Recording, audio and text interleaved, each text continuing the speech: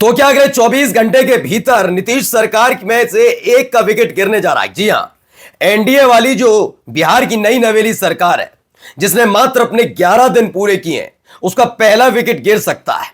यह बात मैं क्यों कह रहा हूं? क्योंकि एनडीए में शामिल एक बड़ा राजनीतिक दल इस समय अपने वजूद के लिए जूझ रहा है। केवल परिवार तक सीमित रह गए, उनके अपने कार्यकर्ताओं ने उनका साथ छोड़ दिया है। पार्टी है भी या नहीं, ये उनके खुद के नेताजी को नहीं मालूम। एनडीए में अब तक का यह सबसे बड़ा भूचाल माना जा रहा है। ऐसे वक्त में जब प्रचंड बहुमत की सरकार होने का दावा खुद नीतीश कुमार से लेकर नरेंद्र मोदी और अमित शाह कर रहे थे, सारा श्रेय मोदी जी को दिया जा रहा था, लेकिन एनडीए का एक राजनीतिक दल खुद के वजूद के लिए जूझेगा, यह किसी को पता नहीं था। वजह सिर्फ एक है और इसी वजह से माना जा रहा है पहला विकेट नीतीश सरकार में से किसी भी वक्त गिर सकता है। या नहीं, यानी कि और कई इस्तीफे होने के आशंकाओं के मद्देनजर पहला विकेट गिरेगा, इसकी उम्मीद जताई जा रही है। नमस्कार, मैं हूं प्रज्वल गौतम और आप देख रहे हैं टाइम्स एक्सप्रेस। 202 सीटें, 89 बीजेपी, 85 जेडीयू, 19 यानी 19 सीटें एलजेपीआर, चिराग पासवान, हिंदुस्तानी आवामी मोर्चा, जीतन राम मांझी की 5 और आरएलएम यानी कि उपेंद्र कुशवाहा की पार्टी को 4 सीटें मिलती हैं। इसके बाद कई तरह के विवाद निकलकर सामने आए, लेकिन ये पहला विकेट है किसका? कौन है ऐसा व्यक्ति जो इस्तीफा दे सकता है, जिसने ग्रहण लगा दिया खुशियों पर? एक ऐसी खुशियां जिस पर झूमने का वक्त था। तकरीबन 1 साल तो झूम ही सकते थे, क्योंकि जनता तब तक सवाल नहीं पूछती। कहते हैं कि दोबारा आए सत्ता में, देखते हैं क्या करेंगे क्या नहीं करेंगे। लेकिन जब से यह सरकार बनी, शपथ से पहले भी और शपथ के बाद भी लगातार यही खबरें आ रही हैं। 11 विधायक नाराज, 12 विधायक नाराज, दीदी नाराज, वो नाराज, इस्तीफा देने की बात हो रही है, धनाधन इस्तीफे गिर जा रहे हैं। अब ऐसी ही स्थिति फिर से बनती नजर आ रही है।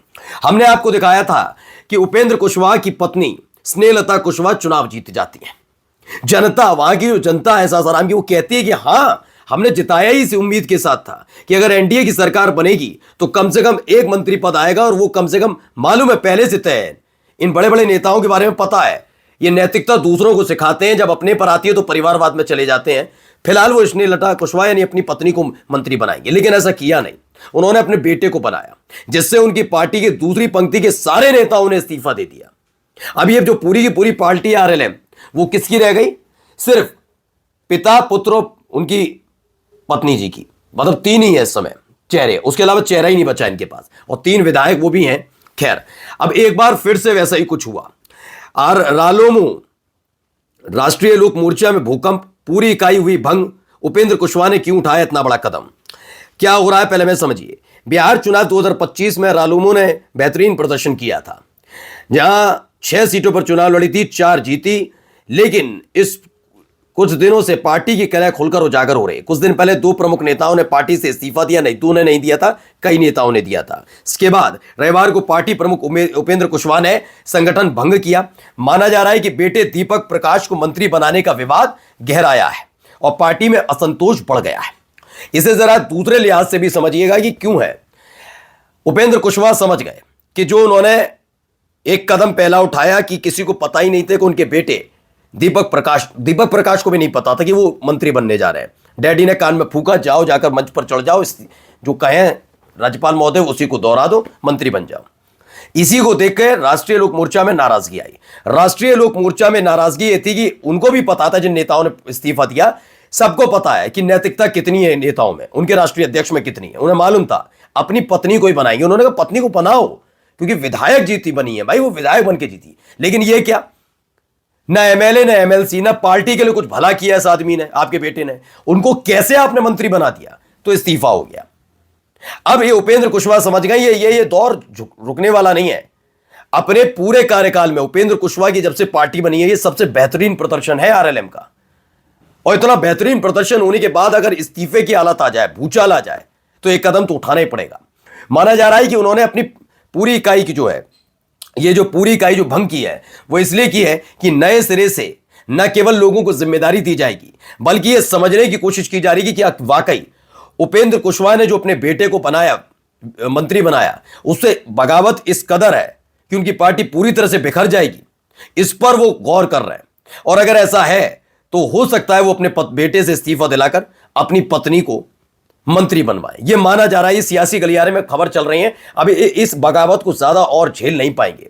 दरअसल उपेंद्र कुशवाहा, मैं ये नहीं कहता, उपेंद्र कुशवाहा भी एक जाने माना चेहरा, उन्होंने जब तक दूसरी पॉलिटिकल पार्टीज में थे तो बहुत अच्छा किया, जब से अपनी पार्टी बनाई वो इसी वजूद के साथ लड़ रहे हैं कि भाई कैसे भी करके बहुत बेहतर हो जाए, बहुत बेहतर। लेकिन वो होता हुआ नजर नहीं आ रहा। जब से उनकी पार्टी बनी आरएलएम, वो अपनी वजूद की लड़ाई लड़ रहे हैं। आज, कल, 2 दिन बाद, 10 दिन बाद, 1 महीना, 1 साल, अगला चुनाव, वो इसी में टिके हुए हैं। वो नहीं बेहतर कर पा रहे। वो इसी बात को लेकर परेशान है कि पार्टी को कब उतनी पहचान मिलेगी जितनी कम से कम जीतन राम मांझी को मिल गई।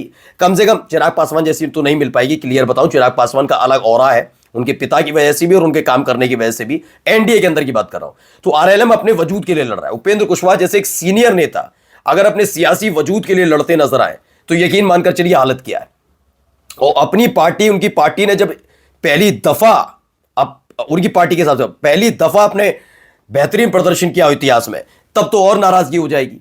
अब इसलिए वो परेशान नजर आ रहे हैं। खबर है कि इकाई इसीलिए भंग की गई है, पहले नई जिम्मेदारी तय होगी और जिम्मेदारी से पहले यह तय कर दिया जाएगा कि मंत्री जी को इस्तीफा दिलाया जाए और दोबारा उनकी पत्नी को मंत्री बनाया जा सकता है, जिससे लोगों के गुस्से को शांत किया जाए। खबर पड़ी है, बिहार विधानसभा चुनाव परिणाम के बाद एक और सरकार जहां विकास कार्यों पर फोकस कर रही है, जबरदस्ती कर दिया, फोकस भी नहीं लिख पाई इसीलिए फोकर लिख दिया, फोकर ही कर रही है। वहीं दूसरी ओर पहली बार विधानसभा चुनाव में अच्छा प्रदर्शन करने वाली पार्टी रालोमो में सियासी भूचाल आ गया। बिहार की सियासी जड़ों में एक बड़ी हलचल शुरू की। सांसद से प्रमुख उपेंद्र कुशवाहा ने अपनी पार्टी राष्ट्रीय लोक मोर्चा की प्रदेश व जिला इकाई यानी पूरी संगठनात्मक संरचना को तत्काल प्रभाव से भंग करने का बड़ा फैसला लिया। उन्होंने इस घोषणा की अध्यक्षता अपने हाथों में रखी और कोर कमेटी की बैठक में निर्णय सर्वसम्मति से पारित हुआ। जो लोग ये सोच रहे हैं कि वो नए सिरे से उन लोगों को जिम्मेदारी देंगे जो विरोध की आवाज ना उठाए, तो समझ लीजिए उपेंद्र कुशवाहा भी जानते हैं कि उनके बेटे, उनकी पत्नी या उनकी वजह से ही पार्टी उनकी मजबूत नहीं है। पार्टी का आधार उनकी अपनी पार्टी के नेता और समर्थक हैं। और अगर नेता और समर्थक ये चाहते हैं कि आप बेटे को हटाया जाए तो मोह पुत्र प्रेम, क्योंकि उनको लगा ये पार्टी चल जाएगी बिल्कुल हिंदुस्तानी आवामी मोर्चा की तरह। संतोष सुमन को इतने पिछली बार भी बनाया था, इस बार भी बना दिया था, तो आराम से बन गए थे। संतोष किसी ने आवाज भी नहीं उठाई थी, तो उसी तरीके से बन जाएंगे। लेकिन ये होता हुआ नजर नहीं आ रहा।